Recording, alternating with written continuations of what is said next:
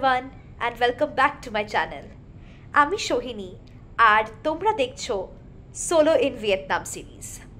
তোমরা যদি এই সিরিজের আগের এপিসোডগুলো না দেখে থাকো সেগুলো প্লিজ দেখে নিও, আমি ডেসক্রিপশনে লিঙ্কটা দিয়ে দিয়েছি। আজকে আমি তোমাদের নিয়ে যাব ভিয়েতনামের একটা world famous heritage site My Son sanctuary. My Son sanctuary ছিল চাম্পা এম্পায়ারের সময় তৈরি এক ancient Hindu temple complex. 7th century থেকে 13th সেঞ্চুরির মধ্যে গড়ে ওঠা এই জায়গাটা ছিল ভিয়েতনামের রিলিজিয়াস আর কালচারাল হিস্ট্রির এক iconic symbol. UNESCO world heritage site এর মান্যতা পাওয়া এই জায়গাটা আজও দাঁড়িয়ে আছে ডেসপাইট টাইম অ্যান্ড ডিস্ট্রাকশন। আর জানো, এই ধ্বংসস্তূপ, ব্রোকেন টেম্পল আর সাইলেন্ট স্টোন এর মধ্যে হাঁটতে হাঁটতে একটা অদ্ভুত ফিলিং আসে, like history is breathing right here. Past আর প্রেজেন্ট যেন একসাথে এক্সিস্ট করে এখানে। মনে হয় যেন this ruins are silently telling us stories about rise and fall of empires, Times unstoppable flow আর মানুষের তৈরি কিছু জিনিস কিভাবে কালের নিয়মে হারিয়ে যায়। সো চলো আজকের এই জার্নি শুরু করা যাক through the ruins of My Son, where every broken wall has a story to tell. আমি My Son স্যাংচুয়ারির জন্য একটা গাইডেড ট্যুর বুক করেছিলাম। ট্যুরটা আমি বুক করেছিলাম ক্লুক অ্যাপ থেকে, তোমরা ডেসক্রিপশনে ডিটেলস পেয়ে যাবে। আর এইটার মধ্যে ইনক্লুডেড ছিল হোটেল থেকে pick up and drop and a lunch. My Son স্যাংচুয়ারির এন্ট্রি টিকিট হলো 6.5 USD। এই ট্যুরের সাথে টিকিটের প্রাইসটাও ইনক্লুডেড ছিল। আরেকটা ইন্টারেস্টিং ব্যাপার হলো My Son স্যাংচুয়ারিতে ঢোকার সময় এরকম কিছু বোর্ড আছে যেখানে লেখা আছে India Vietnam partnership. Basically My Son স্যাংচুয়ারির টেম্পলগুলোর কনজারভেশনের কাজে ইন্ডিয়া ভিয়েতনামকে হেল্প করছে। আর্কিওলজিক্যাল সার্ভে অফ ইন্ডিয়া এখানের কিছু মন্দিরকে রক্ষা করার কাজে ভিয়েতনামের সাথে পার্টনারশিপে আছে। এটা কিন্তু এই দুই দেশের একটা বন্ধুত্বের নিদর্শন।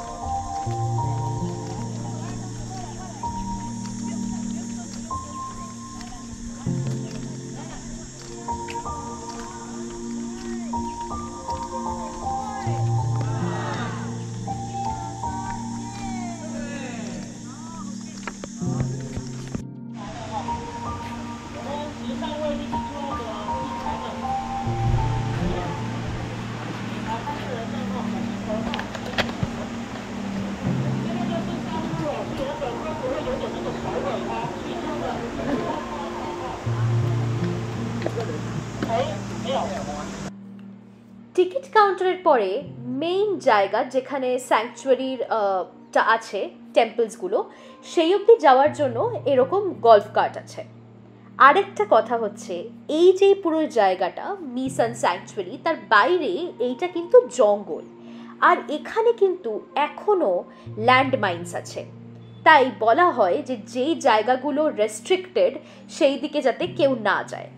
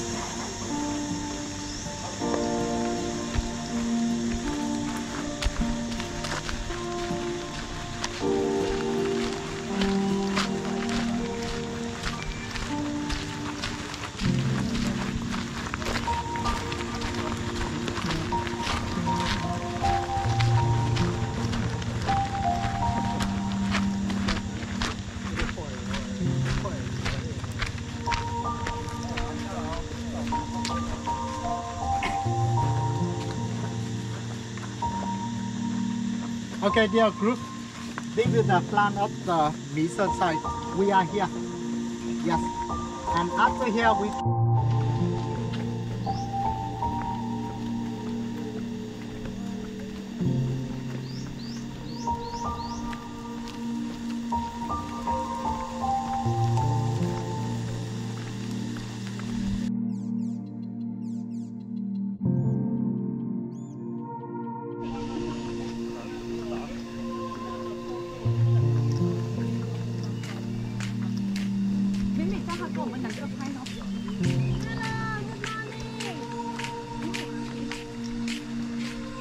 I just said one now, not remind again. Therefore, please together. And we have looked at that, we have looked the mountain in front of you. Yeah, that is the holy mountain of the Champa people. And the Champa people in the ancient time, they believe the mountain there was a sacred mountain.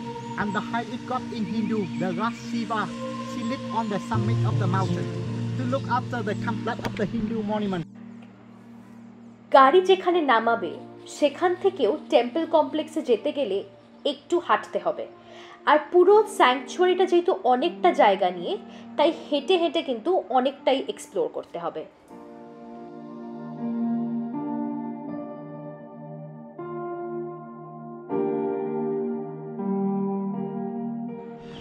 তোমরা অনেকেই কম্বোডিয়ার Angkor watt temple কমপ্লেক্সের নাম শুনে থাকবে। এই ধারণাটা আসতেই পারে যে মিসান স্যাংচুয়ারি আর আঙ্কোর ওয়াট একই সময় তৈরি, কিন্তু সেটা কিন্তু ভুল। মিসান স্যাংচুয়ারি গড়ে ওঠে 7th সেঞ্চুরি থেকে 13th সেঞ্চুরির মধ্যে চাম্পা এম্পায়ারের সময়, আর আঙ্কোর ওয়াট তৈরি হয় তার অনেক পরে 12th সেঞ্চুরিতে খামার এম্পায়ারের সময় কম্বোডিয়ায়। আঙ্কোর ওয়াট অনেক বড়, এর থেকে অনেক বেশি ওয়েল প্রিজার্ভড, যেখানে মিসান অনেক ছোট আর ধ্বংসপ্রায়। তবে মিসানের ইটের কাজ আর শৈলীতে চাম্পা সংস্কৃতির ছাপ স্পষ্ট, আর আঙ্কোর ওয়াট তৈরি হয়েছিল পাথরে খামের স্থাপত্য রীতি মেনে। দুটোই হিন্দু ধর্মীয় ঐতিহ্যের নিদর্শন হলেও সময়, স্টাইল আর স্কেলে অনেকটাই আলাদা।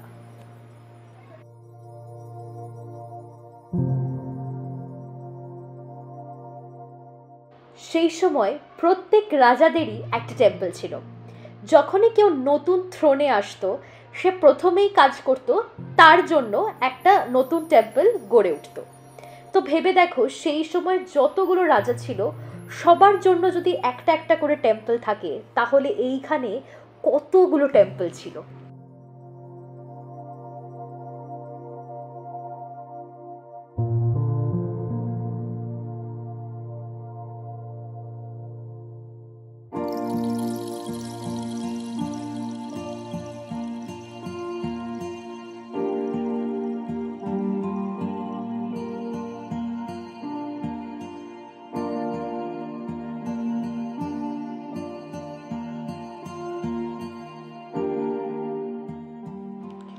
লক্ষ্য করে দেখবে মিসান স্যাংচুয়ারির মন্দিরগুলোতে একটাও জানলা নেই। এর একটা স্পেশাল কারণ আছে। চাম্পা মানুষজন বিশ্বাস করত এই মন্দিরগুলো হলো একটা কসমিক মাউন্টেন, যেখানে বাইরের জগৎ থেকে পুরোপুরি আলাদা হয়ে ঈশ্বরের বাস। তাই জানলা নেই, শুধু একটাই দরজা, যেখান থেকে লাইটও খুবই লিমিটেড আসে।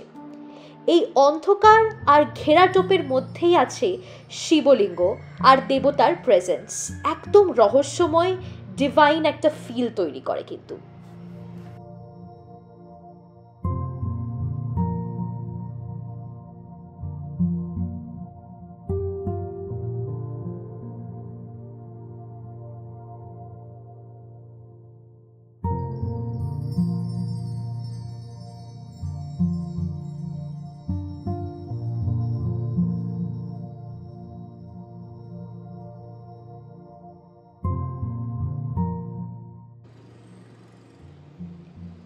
মিসান স্যাংচুয়ারি প্রথম প্রপারলি ডিসকভার্ড আর ডকুমেন্ট করেছিল কিন্তু ফ্রেঞ্চরা 1900 শতকের শেষের দিকে, যখন ভিয়েতনাম ছিল ফরাসি উপনিবেশ।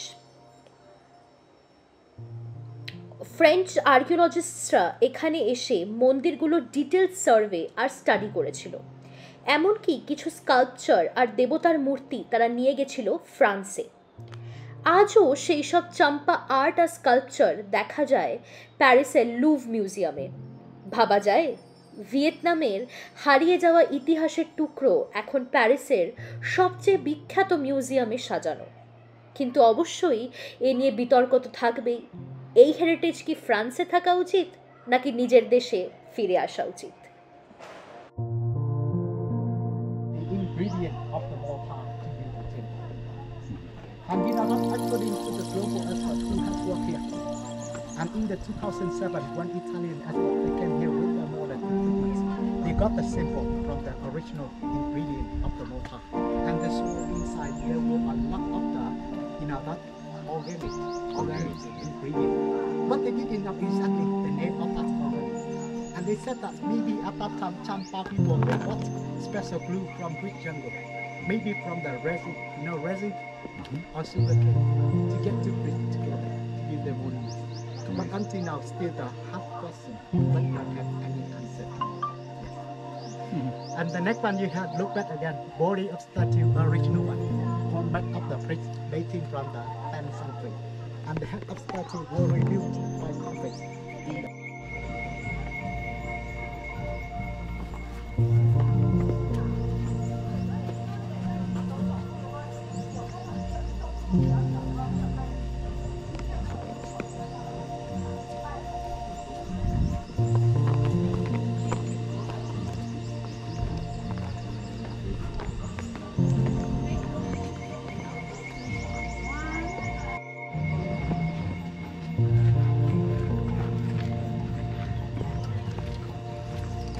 and they are true. You have look on my left character. The written, the written into the pillar. The left information.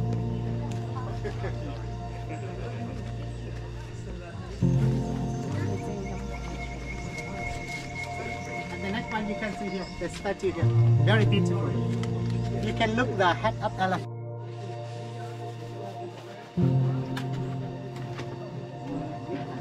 But that's an original one. It will be for keeping the Hindu one. Because when the king left this area, the complex of the Hindu monument would be looked after by the monks and by the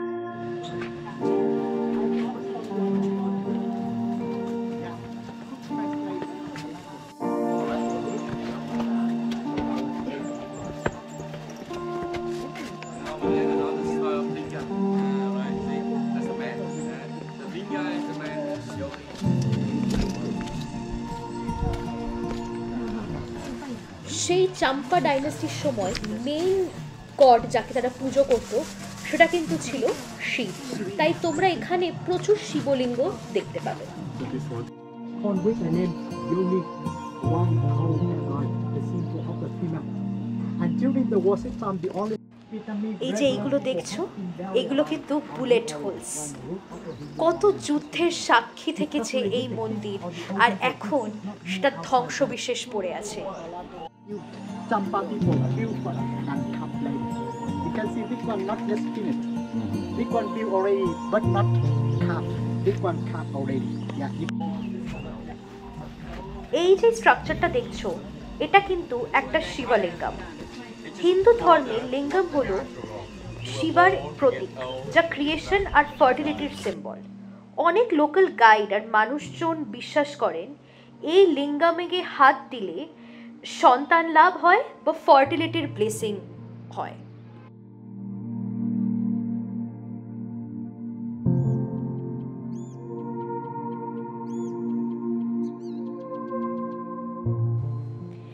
আরেকটা জিনিস যদি তোমরা লক্ষ্য করে থাকো, প্রায় সব মূর্তিরই মাথা নেই। এর পিছনে দুটো বড় কারণ আছে। প্রথমত, ফ্রেঞ্চ কলোনিয়াল পিরিয়ডে অনেক স্ট্যাচুর মাথা কেটে নেওয়া হয়েছিল ইউরোপে, কারণ মাথাগুলোই নাকি বেশি ভ্যালুয়েবল ছিল মিউজিয়াম আর প্রাইভেট কালেকশনের জন্য। আর দ্বিতীয়ত, ভিয়েতনাম ওয়ারের সময় এই জায়গাটা ভীষণভাবে বোমা হামলার শিকার হয়। অনেক মন্দির মূর্তি ভেঙে চুরমার হয়ে যায়।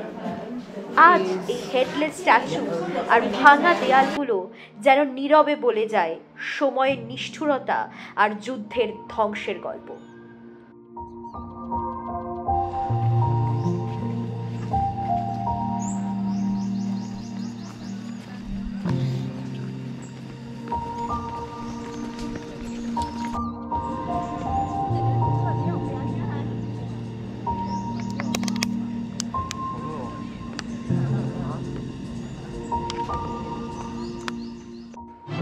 রোদে হাঁটাহাঁটি করে এরপরে অডিটোরিয়ামে বসে আমরা দেখেছিলাম চাম্পা ফোক ডান্স। বেশ অন্যরকম, আর বাইরে এত গরমের পরে একটু শেডে বসে নাচ দেখতে বেশ ভালোই লাগছিল।